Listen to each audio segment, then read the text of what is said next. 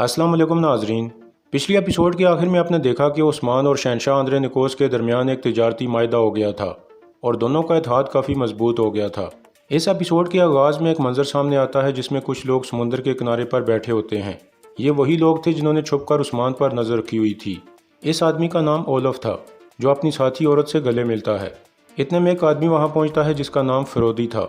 उसे देखकर वो औरत बहुत पुरजोश हो जाती है और उसके पास आकर कहती है, फिरोदी और मैं एक ही माँ से पैदा हुए हैं। फिर वो दूसरे आदमी के पास आकर कहती है, मगर अब एक नहीं बल्कि मेरे 3 भाई हैं। इतने में एक आदमी दूर से आवाज़ देता है कि कांतानोज आ रहा है। कुछ देर बाद कांतानोज उनके पास पहुंच जाता है तो ओलफ कहता है, मैं जानता हूं तुम क्यों आए हो। ये कहकर वो औरत से एक छोटा सा डब्बा लेता है और उसे कांतानोज के हवाले कर देता है।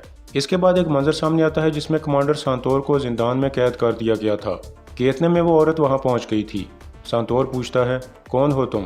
तो औरत कहती है, मैं तुम्हारे लिए मौत लाई हूँ। यह कहकर वो अचानक हमला करके सांतोर के गले में खंजर घोंप देती है और इस तरह सांतोर मारा जाता है। उसको मारने के बाद वो उसकी दोनों आंखें निकाल लेती है। इस तरह कांतानोज को दिया जाने वाला तोहफा सांतोर की दोनों आंखें थी। फिर वो आदमी ओलफ कहता है, हमने रूम के नए शहनशाह को बचा लिया। दूसरी तरफ सांतोर की लाश शहनशाह के सामने पहुंचा दी गई थी तो शहनशाह कहता है, सांतोर तुम किसकी कठपुतली थे? इसके बाद शहनशाह गुस्से में खड़ा हो जाता है और कहता है, ऐसा कौन कर सकता है? अब मैं पूरा शहर जला दूंगा। उस्मान कहता है, नहीं शहनशाह, आप पुरस्कून हो जाएं, हम ये मसला मिलकर हल करेंगे। तो शहनशाह कहता है, कैसे उस्मान साहब, इस खेल से मेरा तख्त हिल कर रह गया है। मेरा कैदी मेरे ही जिंदान में मारा गया, मैं किस पर भरोसा कर सकता हूँ? उस्मान कहता है, आप उन पर एतमाद करें जो हमले के वक्त आपके साथ थे। हम आपका साथ देंगे आंद्रोनिकोस, हम गिदड़ों को आपके खिलाफ जीतने नहीं देंगे। ये सुनकर शहनशाह कहता है, मैं आपका एहसानमंद हूँ उस्मान साहब। इसके बाद उस्मान कहता है, आपको मुतात रहना होगा शहनशाह आंद्रोनिकोस, मेरे कुछ सिपाही आपके महल के आसपास मौजूद रहेंगे, अब हमें जाना होगा। यह कहकर उस्मान वहाँ से चल पड़ता है। दूसरी तरफ कांतानोज कह रहा था, हर चीज़ पोशीदा थी, फिर तुम्हें कैसे पता चला? तो ओलफ कहता है, जनूब के खुदाओं ने मेरे कान में सरगोशी की। मैं यह भी जानता हूँ कि उस उस्मान नामी तुर्क ने तुम्हारा हमला बर्बाद कर दिया। फिर कांतानोज कहता है, तुमने हर चीज़ मेरे फ़ायदे में की ओलफ, तुम मुझसे क्या चाहते हो? ओलफ खड़ा होकर कहता है, मैं गद्दारों को शेरों के खिलाफ जीतने नहीं देता, क्योंकि सिर्फ बहादुर ही ओदिन के दस्तरखान पर बैठ सकते हैं। कांतानोज दोबारा पूछता है, तुम मुझसे क्या चाहते हो? तो ओलफ कहता है, मुझे एक फ़ौज चाहिए, हम तुम्हें तख्त लेकर देंगे और तुम हमें अपनी फ़ौज दोगे। अब ये जाम पियो। यह सुनकर कांतानोज कहता है, किस लिए पीऊँ? अपनी शिकस्त के लिए? तो ओलफ कहता है, उस्मान की मौत के लिए। इसके बाद कांतानोज वो जाम पी लेता है। दूसरी तरफ ओलफ के बहुत सारे आदमी एक जगह उस्मान के लिए गात लगाकर खड़े थे। ओलफ का भाई सागा उन आदमियों की सरबराही कर रहा था। फिर वो सबको जोश दिलाता है। कुछ देर बाद एक आदमी आकर कहता है, वो आ रहे हैं। दूसरी तरफ यानी बाजार में अलजिक अपनी दुकान के बाहर कुछ काम कर रही थी। हक तैमूर भी छुपकर उसे देखने लगता है। इतने में उलगिन खातून वहाँ पहुँचती है और अलजिक से बातचीत करने लगती है। इस दौरान वो अलजिक से शादी के बारे में पूछती है तो अलजिक कहती है, वो बहादुर जो मुझसे शादी करेगा वो अभी पैदा ही नहीं हुआ।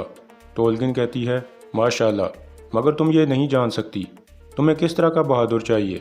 तो अलजिक कहती है, पहले तो मैंने कभी ये सोचा नहीं, मगर वो बहादुर ऐसा होना चाहिए जो मेरी तरह तलवार चला सके, एक ऐसा बहादुर जो मुझे जंग में हिस्सा लेने से ना रोके बल्कि मेरा साथ दे।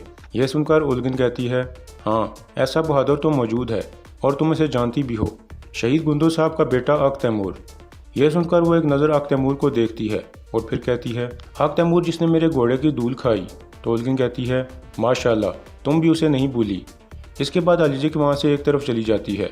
उसके जाने के बाद उलगिन कहती है, ये काम तो हो गया यार, अब मैं इन लोगों को मिलाने में मदद करूँगी, मगर आप उलगिन का घर बसाने में मदद करें।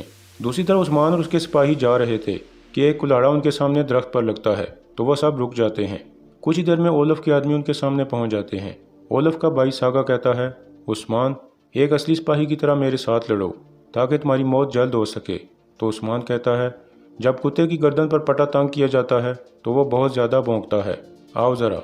फिर उस्मान अपने सिपाहियों से मुखातिब होकर कहता है, सिपाहियों, यानी शहर पहुँचने तक कोई रहम नहीं दिखाना, जो भी रास्ते में आए उसे मार दो। इसके बाद लड़ाई शुरू हो जाती है। उस्मान और उसके सिपाही उनका खात्मा करने लगते हैं। कुछ ही वक्त में उस्मान कई आदमियों का खात्मा कर देता है और फिर उस्मान उनके सरबराह सागा के सामने पहुंच जाता है। उन दोनों में लड़ाई शुरू हो जाती है। सागा कहता है, तुम अपने ही खून में डूब जाओगे। तो उस्मान कहता है, ऐसा कहने वाले तमाम लोग अब मट्टी के नीचे हैं। इसके बाद दोबारा लड़ाई शुरू हो जाती है।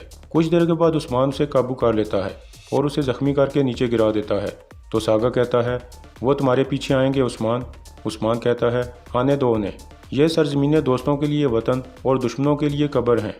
यह कहकर उस्मान उसकी गर्दन पर कुल्हाड़े का वार करता है, जिससे सागा का खात्मा हो जाता है। सागा के तकरीबन सारे आदमी भी मारे जा चुके थे।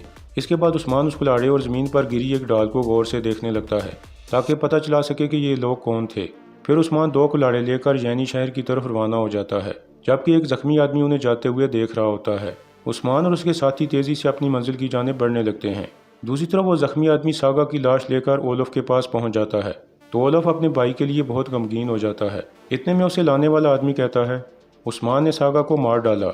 यह सुनकर ओलफ काफ़ी गुस्से में आ जाता है। इसके बाद वो सागा की लाश को एक तरफ लिटा कर कहता है, ओदिन को मेरा सलाम कहना मेरे छोटे भाई, मगर मैं कसम खाता हूँ अगर इंतकाम के लिए ओदिन ने मेरा साथ ना दिया तो मैं शैतानों के साथ इत्तेहाद कर लूँगा। एक खून बहा है, जब तक मैं 1000 खून ना बहा दूँ तब तक नहीं रुकूँगा। इसके बाद रात का वक्त हो जाता है। उस्मान यानी शहर में अपनी रिहाशगाह पर पहुँच चुका था। वो उन 2 कुल्हाड़ों पर बने निशानात गौर से देखने लगता है और फिर कहता है, दुश्मन मुख्तलिफ है, ये दोनों कुल्हाड़े भी मुख्तलिफ हैं।